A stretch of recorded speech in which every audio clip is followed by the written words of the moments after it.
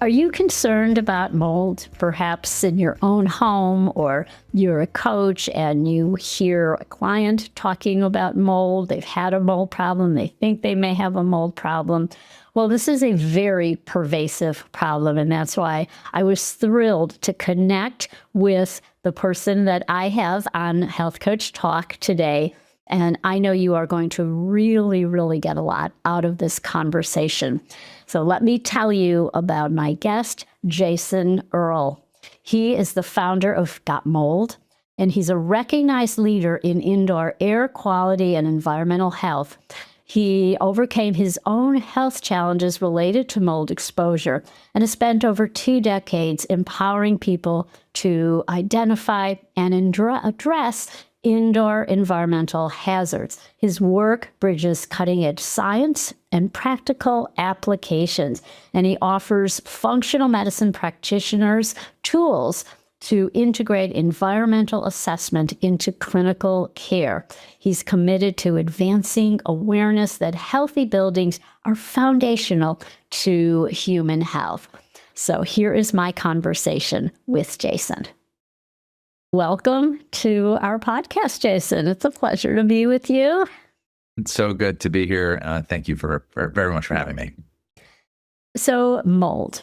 This is a topic that seems to be on everyone's mind. They're concerned. Do I have mold? How do I test for mold? What do I do if we discover mold? So let's start out by talking about the pervasiveness of the problem. How pervasive is the problem of mold? Is it getting worse, or are we just more aware than in previous times? It's a really good question. It's a combination of things. First of all, Lawrence Berkeley Labs and EPA came up with the number of 47%. 47% of American homes have a mold or moisture problem of significance. That's a big deal. So the question is, why now? And I would say that there's a combination of awarenesses that have occurred in the last couple of decades. Hurricane Katrina brought Katrina cough to our awareness, which is basically exposure to very high counts of mold outside, believe it or not, as well as from chronic exposure indoors. That was a mold phenomenon, and this sort of like giant exhibition of what happens when buildings get wet and stay wet for more than a few days, right? But then following that, COVID brought a lot of awareness, not to mold per se, but to air. And to the unseen hazard and the fact that buildings can actually harbor disease, and that the risk of being indoors maybe too long or maybe the same air all the time, and these kinds of things. These awarenesses are all tangential, but very strongly support the notion that air is a disease vector, or at least it's a transport mechanism for disease, which is something that I think is very easy to forget. You know, someone once said that whoever discovered water, it wasn't a fish. And so air is such an afterthought for us, right? You think about the built environment, or you think about air, water, food, shelter, these basic human needs. And obviously everyone wants to have a bed, a home, right? That's fundamental. Food, yeah, you don't do too well without food for a few weeks. Water, a few days, air, a few minutes, and yet it's an afterthought. So these events have brought more awareness to this sort of nebulous thing that's so close to us that we take for granted. And then we don't think about it until it's too smelly, it tastes bad, smells bad, or there's not enough of it. And that's air, right? It's kind of like money. You don't think about it until you don't have enough of it, right? So really, when you think about the pervasiveness of it, the other major component to this is that homes were built before 1947 out of materials that were low. They had a low chemical load. They had a high drying potential. So what that meant is that when they got water in the building, they didn't absorb a lot of water, and then they also dried out fairly quickly. So you're talking about brick, concrete, old growth timber, plaster, right? These kinds of materials are very durable. Again, low chemical load. They are hard to heat and cool, for sure. But they were fundamentally healthier buildings. And so, and then over time, because of World War II and this need to build faster, cheaper buildings to meet the demand of the baby boomers, we began looking at faster, cheaper building materials. And so introducing sheetrock and fluffy insulation in walls a couple of decades later to save money on energy. And then we closed the buildings up really tight. And then, by the way, we also slatted them with toxic chemicals in addition to building them out of mold food, so that when they get moldy, they get wet, they get moldy very quickly.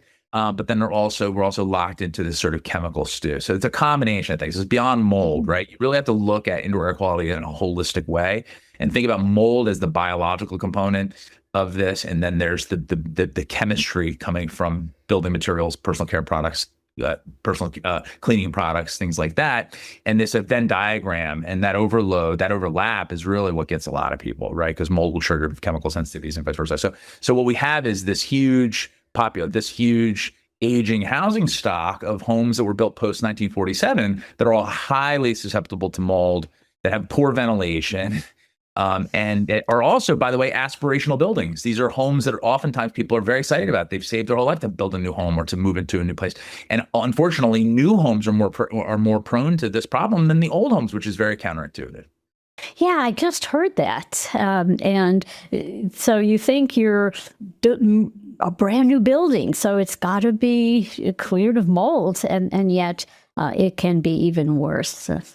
It can be, and for lots of reasons, by the way. First of all, the materials are prone to mold growth, but also fascinating study came out from 2017 out of a major Danish university. It was Dr. Birgitte Andersen, actually, who was suspicious about the fact that Stachybotrys and Chitomium show up so commonly in water-damaged buildings. And these are known as the toxic mold or the black molds. These are the most notorious ones.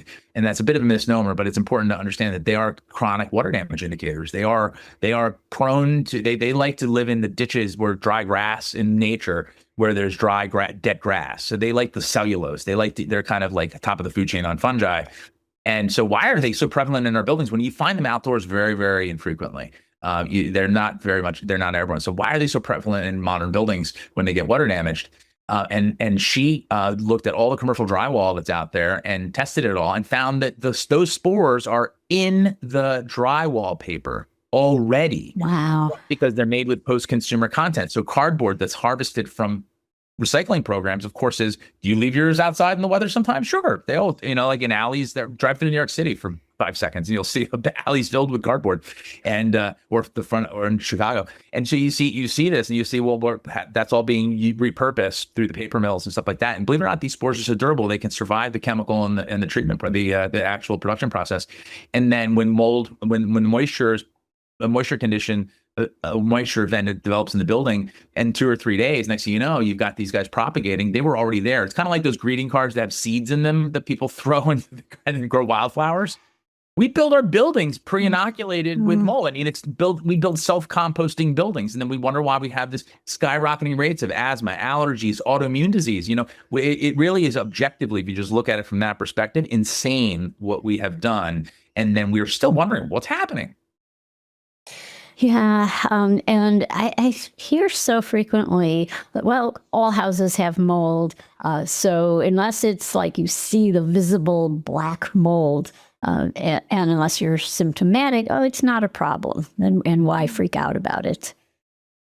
Can you comment on that? Yeah. Yeah, the distinction is mold versus a mold problem. Okay, so now to put a point on that, mold is ubiquitous in the sense that the organism, fungi, microfungi. So just to be clear, fungi contains macrofungi, mushrooms, microfungi, molds, and yeasts. Okay, what we're talking about is microfungi.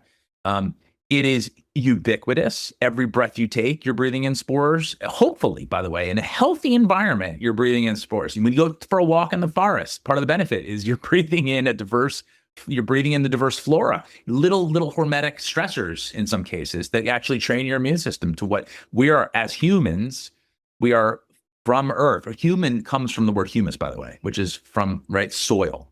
And so we are from Earth, but we've disconnected ourselves so much that when we're in buildings that are too clean, then we have that's a problem. And buildings that have too much fungal matter, that's a problem. But anyway, breathing normal mold spores is normal in a healthy environment to a limited degree. And so I think it's very important that we recognize that mold spores are abundant. They're on the face of your watch, in every breath we take.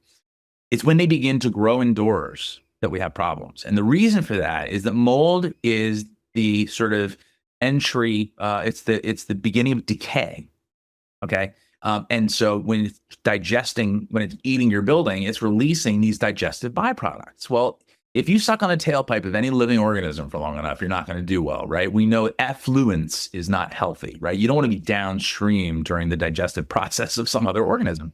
And what we do is we breathe in their digestive byproducts, right? And this is fundamentally just objectively unhealthy. The musty smell, some people call them mold burps. Some people refer them to another effluent that we're all familiar with.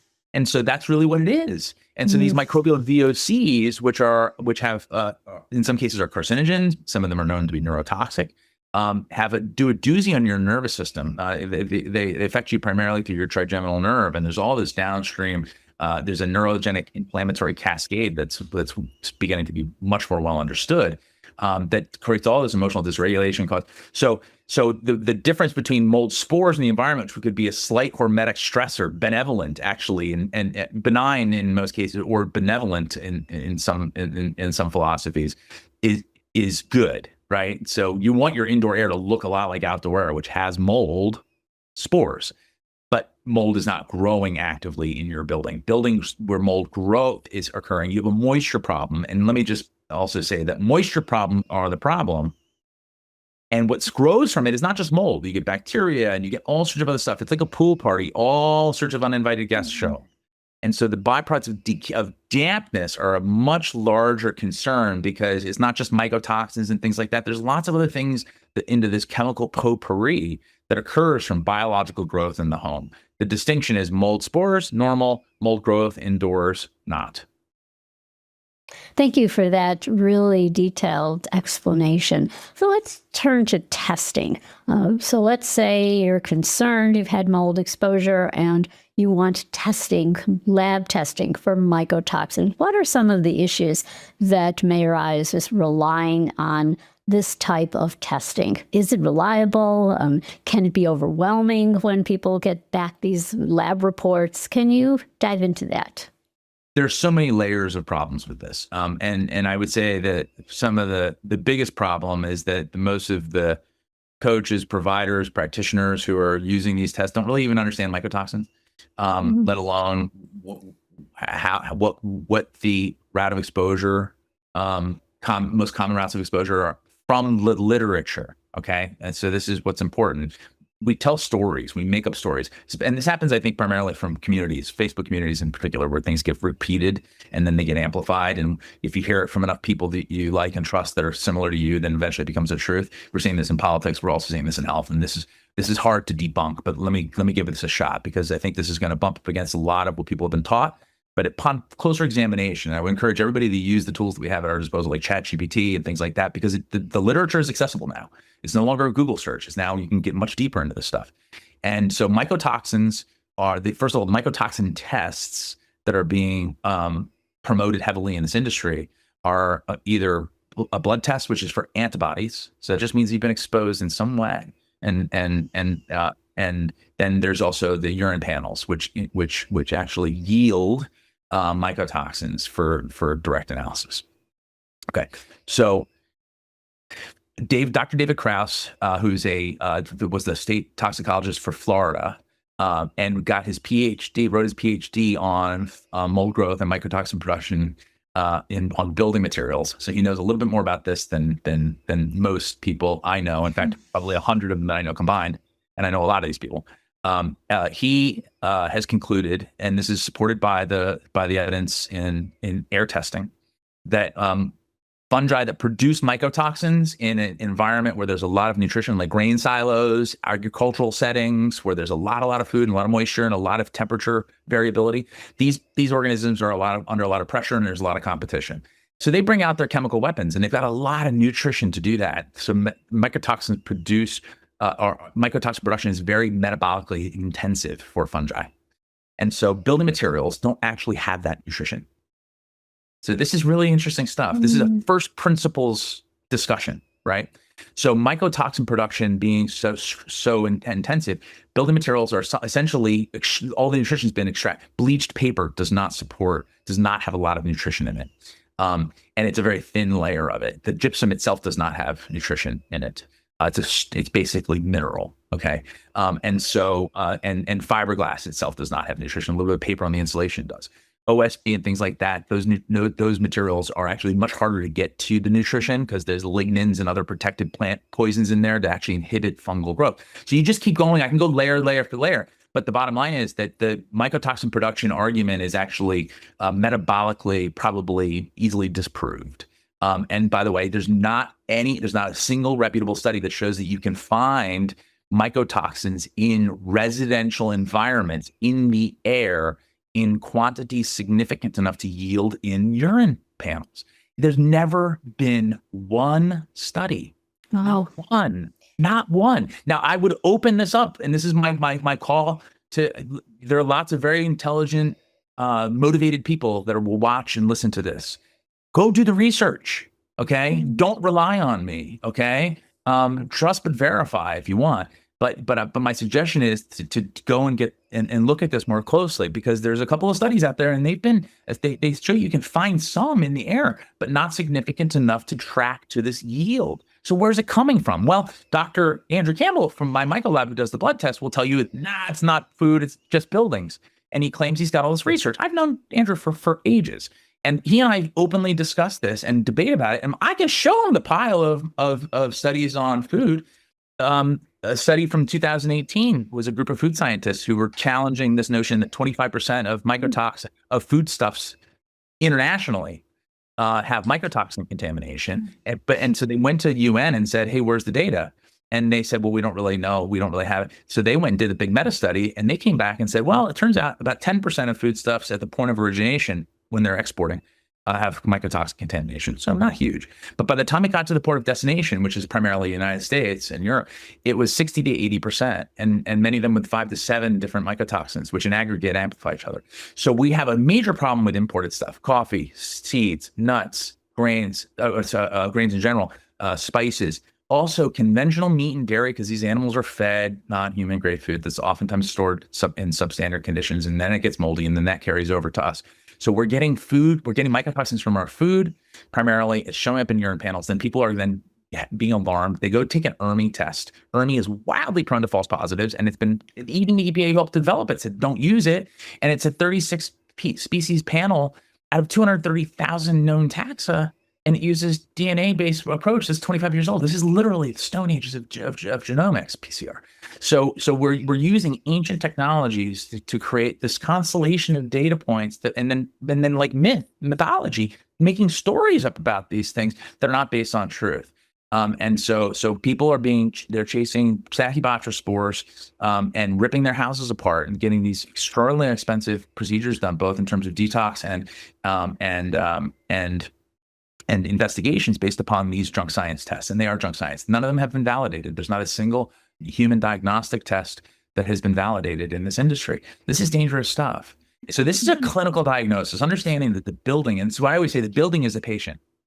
Think about the building as the patient. So you have to look at this as the same fundamental approach that you do with a scientific method. You first get history, then you look at symptoms, and then you look at the building itself, just the way you're saying, the way you give a physical to a human, right? Like all that. And then later you do the testing, right? People want to lead with the test. They want the test to be a silver bullet.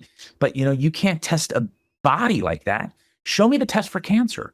Which is the test for cancer, right? There isn't one, right? Because imaging will miss something, blood will miss something, and a physical will miss something. You have to do all three. So when we're looking at buildings, we have to think about them in a much more holistic way.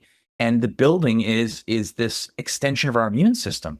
It is not just a box that we live and store our stuff in, right? And so the building has to be taken into consideration as really a part of almost of our anatomy. The word shelter comes from shell. Think about that. Animals, if that's part of their anatomy. With us, we're not that much different, right? We're like a little bit like hermit crabs in the sense that we don't do very well without our shell. So this idea that this is not in part of fundamental, actually the first step in every single intake, to me, I think is probably a major gap. And so we've developed a framework for that called the Fast 4 questions, which help guide that process. But my call to arms here is really to start thinking about the building as a fundamental foundational aspect of health, that if you don't get the building right, none of the other efforts that you make will actually take hold. But if you get the building right, A, those interventions will do well, and B, you don't have to be nearly as vigilant as you would otherwise. That makes so much sense. Okay, so building's a patient. How do you assess? How do you test to make a good diagnosis? Sure. So I've got 4 questions, and I can give them to you so you can put them into the notes. But okay. I always say that on intake, they should ask, first of all, and again, I'll give it to you in writing. So is there a history of dampness, floods, leaks, sign of moisture conditions in the building, right? So that's number 1, history. Number 2, is there any visible indication of dampness, right? Is there any visible mold, blistering paint, warped materials, these kinds of things, right? Condensation on windows. So this is just, do you see it, right? And then is there an odor? Is there any signs of that damp smell, that musty smell, which is not just an aesthetic nuisance? It's actually this has a neurosensory impact, right? The musty smell is a source of disease. It's just dis-ease. And so it's very important that odor is not just an indicator. It is the first indicator of mold, but it's also a source of illness. And then you also want to ask if there's symptoms that seem to get better when people leave the building. And so this is really important, because this, by the way, if anyone wants to focus on the mycotoxins, that's dependent upon a toxicity diagnosis. Let's look at toxicity for 1 second. Does toxicity, when you walk into a building, immediately kick in? Do you get toxic immediately, and then when you leave a building, immediately get non-toxic? That doesn't make sense, right? But that's the way symptoms with mold-related or building-related illness typically onsets quickly, and relative to exposure, the offset is fairly quick, right? Acute exposure, acute symptoms. Chronic exposure, chronic symptoms, right? That's not a toxicity model by definition, right? Toxicity is a much slower build, and then it doesn't off-ramp the moment you will leave a building. And so when we're talking about symptoms, building-related symptoms, we have to look at that and recognize that that's a hallmark of building and mold-related illness, is really that curve, right? So it's, so we're looking for, do you see something, smell something, or feel something, right? And so see it, smell it, feel it. That's the beginning framework. And so the fast forward questions in the intake process really revolve around that. Because then if there's an answer yes to any of those, then you're going to recommend an assessment. And that assessment can either be a DIY assessment or a professional assessment, depending upon where the person lives, if they've got access to resources, if they've got financial resources, if they're more of a hands-on person or not. That would indicate whether they should do it. But the answer yes to any of those, you have to get an assessment done. Mm-hmm. You don't skip to remediation or a free mold inspection by a remediator, or you have to get an assessment done by. And we offer a framework with gotmold.com, right? So you can test your air, and we have an ebook which guides people through that process of inspecting their home and doing all that stuff. The safe, easy, affordable way to do that. And then on the other side, we're working on a Gotmold professional network of inspectors and professionals, environmental consultants that can help people who are ready for that have the budget and things like that. So, but that I think is important, because when we start looking at the building in its proper place, then all of the other efforts, all of the other optimizations are that. They're not trying to put a Band-Aid on a bullet wound. This is such a great step-by-step process, and love those questions. So let's say you're answering yes. You've got the odor, you've got the paint peeling, maybe you remember some water damage. Okay, and then a big issue is always, okay, let's say you have it assessed, but I've seen assessment reports where it's like you have to tear down the house practically. And then how do you know who's reputable in terms of remediation? So somebody who just took a got a certificate as, they're a mold inspector and the remediator, and how do you know who is going to be reputable in terms of particularly with the remediation? It's a really good question. And this also applies to the assessment side of things, because there are a couple of groups right now, and they're very prominent, and they will remain nameless, but anyone who's dealt with them will know who I'm talking about, which is they're very prominent. They've got a lot of social proof. They've got a lot of very big names and some actors and people that have really supported them, and they're very articulate, and they really understand, and they speak to this hyper cleanliness. They really are more of the Schumacher type, which is a fear-based approach that does not work, by the way, in the long run, because fear is part of this problem here. The neurosensory component of this creates a dysregulated nervous system, and until you get out of fear, you're not going to get better. Nobody gets better. It's air, food, and attitude. You got to get the air straight. You got to get your food. You got to get the mycotoxins out of your diet, and then the inflammatory stuff out of your diet, and then you got to get your nervous system straight. And unfortunately, the Schumacher, potato, that process is fear-based. In fact, the whole toxic conversation is very fear-based. So I think it's important to lay that groundwork first, because the people who are pushing fear and the people who are pushing mycotoxins, either whether it be on the assessment side or on the remediation side, they're disqualified, because they are going to be very heavy-handed. They're going to fail and then charge you more because they failed, because they have to be so vigilant around this. The fear on this is overwhelming. They also generally charge about $10,000 for an assessment. So if that triggers, anybody that sounds familiar, or 100,000 for remediation. If that sounds familiar, you know who I'm talking about. They rip out HVAC systems. That's never been necessary in my 25 years. They swap toilets during assessments. That is insane, stupid, wasteful, and completely that you know where you're going to find. You're going to find bacteria. You're going to find stuff. It's a toilet, for heaven's sake. So if someone's swabbing your toilet, you're getting scammed. So, okay, if someone's telling you got to rip out your HVAC system and they haven't found a mold problem in that HVAC system, then you're getting scammed. Okay. So, and by the way, if if you're relying on social proof because someone's got a famous endorsement, you're probably getting scammed. So what you need to know is that there's an industry standard. It's called the IICRC S520. S is in Sam for standard 520. That is the operative framework for mold remediation. This does not call for chemicals. There's no chemicals to be used. If they're sound about fogs, chemicals, sprays, I'm going to kill the mold, all that stuff, not part of the program. Mold remediation is a few simple steps. Find the moisture source.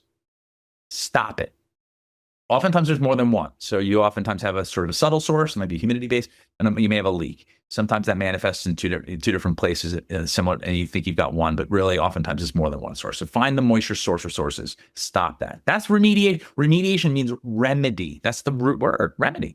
So what's the problem here? Mold's not the problem, mold's the symptom, right? So we got to remedy, the whole thing is really remedying the moisture problem. First, stop that. Then we're going to identify what materials have been affected, water damaged and moldy. Those will then be removed in a very careful manner so as not to contaminate other spaces that are not contaminated. Ideally, you've tested the whole space, indoors and outdoors, in the work area and outside the work area, so that you know what the spore counts are before that, so that after they finish their work and when they say that they're done, that someone comes back in that's a third party, independent third party that does not have a financial relationship with them. If an inspector tells you there's only one remediator, that they only, guess what? They probably are getting paid, And I know what it's like to only trust one, but oftentimes that's a little cozy. And by the way, if that remediator happens to be your uncle, which is the case in this other group that I'm talking about, that might be a conflict of interest by itself, right? So we're looking at these things. Ask about your relationships with the remediator. Are they family?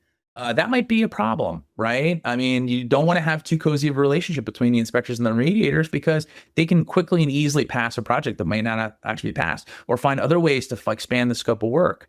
And then everybody benefits from this. And so you become the product instead of the project being the product, right? So this is a fundamental problem in our industry. There's a lot of opportunists.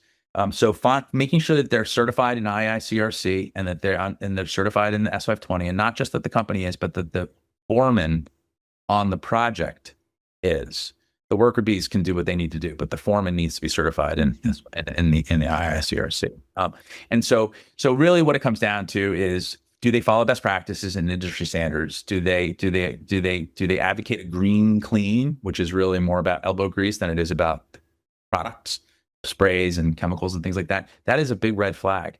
Will they agree to a third-party test, a third-party inspection from an inspector that you choose, or vice versa? Will the remediator agree to work with someone who's independent? And then will they also wait until? Oh, by the way, anyone who advocates the use of ERMI during, before, or after remediation is a disqualifier, because it's always indexed as high and it generates additional work. And ERMI is a lead generator. Make no mistake. ERMI is a tool of abuse. And mycotoxin panels within some practices are too. I think it's widely used because people don't understand it. But I think there are some practices that build their business on that because it's so prone. I mean, I don't know anyone who's ever peed in the cup and hasn't come back with a high number. And by the way, that number, if you're excreting, your body's doing its job. These are very difficult to excrete. So they're both hydrophilic and lipophilic, right? So hydrophobic and lipophilic, rather. So mycotoxins both don't like water, right? Hydrophobic. So they don't excrete well in the kidneys, and they're lipophilic, so they get stuck in your fat cells. So here's the good news. If you're excreting them, you're detoxing. I'm much more concerned when I see a clean panel with someone in modern America, because that person's got detox pathway issues. Think about that. It's quite the opposite of what you think. And and by the way, all of that study, all of that work, all the mycotoxin panels, whether it be, Great Plains or Mosaic Now or the other guys, Real Time Labs, who just sold, all that science is veterinary. It's veterinary medicine. This is not human. There's not a single study that validates this on the human side of things. And so it's very important that people realize that they're cutting and pasting really from veterinary medicine. And that route of exposure is through food, not through air. So we have to look at these tools, I think, with an abundance of honesty and clarity. This has just been so fascinating. Finally, like I hear so much that people are told you need to move, or you need to like get all new furniture and all new clothing, and you can't touch it. If you clear out your house. Thoughts on that? Well, so here's the truth in this. If your stuff has been directly wet, and let's make the distinction between porous things and non-porous things. So fabric, furniture, porous, upholstered stuff, things that can absorb water or humidity, books, things like that. If these things get directly wet and stay wet for more than a few days, they should generally be discarded. Now, anything that's of high monetary or sentimental value, you can address those on a case by case basis. So like art or photos or keepsakes or things like that are of high value, either monetary or sentimental value, often can be restored. Maybe not to their pre-loss condition, but they can often be restored. And so that may mean sending them to a dry cleaner, or there are specialty remediation companies that will come in and they'll clean art and documents and stuff like that. This can be done. In fact, sometimes water damaged stuff, if you catch it fast enough, like documents, you can freeze them really quickly, and that saves them from getting. So there are techniques if you get to it quick enough. But so unless stuff has gotten directly wet or it's been in a very high humidity environment, so like 60 or 70% or higher for more than a few days, they can generally be cleaned and then removed from the environment for the rest of the demo and stuff like that. So I'm talking about, you've got mold in a wall and fairly normal spore counts. Or even high spore counts, but there hasn't been actual water on these materials or on these items, and the humidity hasn't been really high in that space. That does not call for removing and throwing everything out. Period. End of story. That is absolutely it causes more harm, I think, probably than the mold. Oh, absolutely. Financially and emotionally, like to be told this. And I've seen this countless times where, maybe the mold was, by the window or you had issues in the room, but now you have to get new mattresses and you have to get all of your clothing replaced. So it's in a closet that had no water damage. I could see where if you had water damage, you had a basement and there was water and you had boxes of belongings. Yeah, that makes total sense that those were water damage. So thank you for shedding light on this. And I remember when we talked about that, it's a big issue. So coaches I believe, are so well positioned to help people to clarify, to look at the myths that are out there, to help them get the right assessment of their homes, the right remediation, and also educate them about the issues with biomarker testing. So can you comment on that and the role of health coaches? Yeah, I think that what we need is greater access to well-informed people at the front lines. And I think that that's both the problem and the opportunity, right? Because there's a certain degree of sort of, what I talk about a lot is, hey, let's go back to the scientific method with this stuff, right? Let's go back to like really basic stuff. And I think that oftentimes health coaches are much more open to that kind of conversation, because when I say that to a doctor, they're going to be like, listen, man, I got the MD, you don't, right? Yeah. But unfortunately, so often people treating people with mold-related or building-related illness forget the scientific method because they're so used to doing what they've been doing, and they actually become, they can't see the forest for the trees. Whereas I think my experience has been with health coaches is that they're hungry for knowledge and information. They actually want to do the right thing. They may not necessarily have the science background or the medical background to be able to go too deep in it. But I think in terms of learning how to triage this stuff, and to be able to help people with the fundamental stuff. Listen, I believe that we live on planet Earth, which is a water planet, and we live on planet fungi. So in other words, mold happens, right? And we live in buildings and breathe air. So this is all fundamental stuff. But we need more people on the front lines that understand the value and the importance of the built environment, because I think that level of care can actually help people get over the hump on a lot of stuff that doesn't require medical intervention. I always say that the last mile in this doesn't occur in the clinic. It doesn't occur in the hospital. It occurs in the home. And so, but unfortunately, doctors don't do house calls. So we need to be doing house calls. And that's health coaches, that's environmental consultants, that's people that are willing to go go into homes where there's a baby crying and, or they're, whatever. So they're willing to go into that uncomfortable, very personal space, something that where they can actually interface with people in the environment themselves, or whether it be remote or not. But the point is that I think that is what's missing in our system. And so I'm here to help support that. Oh, so beautifully said. This has been just a fascinating conversation. Jason, where can people find you, find Got Mold? Yeah, absolutely. So we are, first of all, we made a little landing page for your listeners, and that lives at gotmold.com/healthcoachtalk. So you could probably put that link in the show notes. And so if you go there, you'll find that there's a link to our ebook, which is a 46-page PDF with inspection checklists and FAQs, and covers a lot of the stuff we talked about, what to look for, and sort of gives you it sort of walks you through the beginning of what we call our Got Mold assessment process. And then also there you'll find that there's a coupon code, which you can also put in the show notes separately, I guess, Health Coach 10, which gives any of your listeners a discount for 10% on any of our products. Primarily, right now our product is the Got Mold Test Kit, which is an air test. We have a new test coming out called the Mycobiome, which is really exciting. So this is a dust test that was developed and patented by Yale. We have a global exclusive on it, and it looks at the entire fungal ecology all at once. It's a dust test, so it will make ERMI go away finally, which is really, really good. It's about 2 months from us being able to offer this. So if anybody wants to go learn more about that, go check out MCT, which stands for Mold Classification Tool, .gotmold.com. And there you'll find a place where you can sign up. You can put your email in, and we'll send you updates as it becomes available. We're going to be doing some early adopter offers and some beta testing and stuff like that. And so it's fun because this you collect a few samples from above doorways in your home, and you get the entire fungal ecosystem, and then all the interactions. And so you can see the diversity and heat map and what organisms are found. And it's next level stuff. This is and it uses AI and machine learning to make sense of all the data. So we're starting to get a better grip on what a normal fungal ecology is, and giving people the tools and knowledge that they need to navigate this stuff.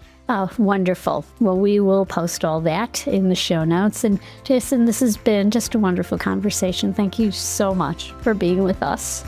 Thank you for having me.